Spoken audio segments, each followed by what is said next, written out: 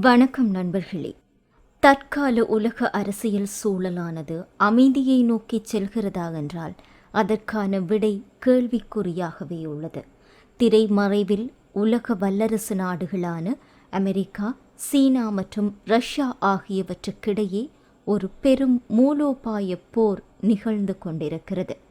21ஆம் நூற்றாண்டின் இந்த காலகட்டத்தில் வல்லரசு நாடுகள் வெறும் ஆயுதங்களை மட்டும் நம்பி போரிடுவதில்லை. மாறாக அவற்றின் திட்டங்கள் தற்பொழுது வேறு தளத்திற்கு நகர்ந்திருக்கிறது. வல்லரசு நாடுகளின் அடுத்த கட்ட இரகசிய திட்டங்கள் என்ன என்பது பற்றி இந்த வீடியோவில் தொடர்ந்து பார்க்க போகிறோம். முதலாவது, அமெரிக்காவின் நகர்வு. அமெரிக்கா தற்பொழுது பொருளாதார தேசியம் என்னும் புதிய கொள்கையை தீவிரமாக நடைமுறைப்படுத்தி வருகிறது. இதன் ஒரு பகுதியாக பிற நாடுகளிலிருந்து இறக்குமதி செய்யப்படும் பொருட்களுக்கு கடுமையான வரி விதிப்புகளை அமுல்படுத்தி வருகிறது.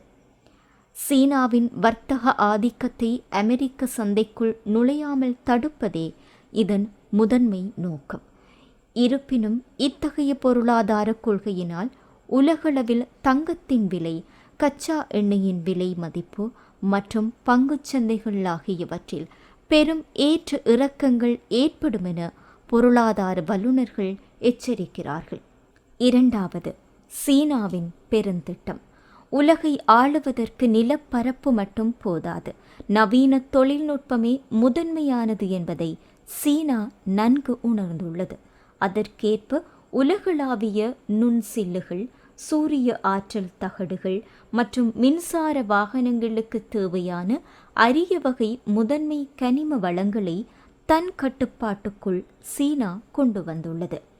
சீனாவின் இந்த ஏகபோக ஆதிக்கத்தை முறியடிக்க அமெரிக்காவும் ஐரோப்பிய நாடுகளும் தற்பொழுது புதிய கூட்டணியை உருவாக்கி வருகின்றன. இது தொழில்நுட்ப உலகில் ஒரு புதிய பனிப்போரை தோற்றுவித்துள்ளது என்றும் சொல்லலாம். மூன்றாவதாக, ரஷ்யா மற்றும் சீனா உள்ளடங்கிய பிரிக்ஸ் கூட்டமைப்பின் கூட்டுத் திட்டம். உலக வர்த்தகத்தில் அமெரிக்க டாலரின் தனிப்பெரும் ஆதிக்கத்தை குறைக்க வேண்டும் என்பதே இவர்களின் நீண்ட கால நோக்கமாக இருக்கிறது.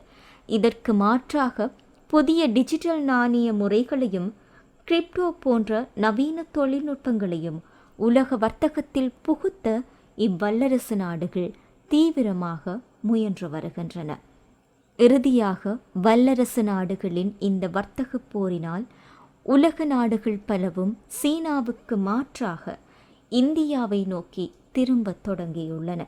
இது இந்திய நாட்டின் பொருளாதார வளர்ச்சிக்கு ஒரு மிகச்சிறந்த வாய்ப்பாக கருதப்படும் என்பதும் பொருளாதார வல்லுநர்களின் ஊகமாக இருக்கிறது. மேலும் வீடியோக்களை பார்வையிட வணக்கம் லண்டன் யூடியூப் சேனலை சப்ஸ்கிரைப் செய்யுங்கள்.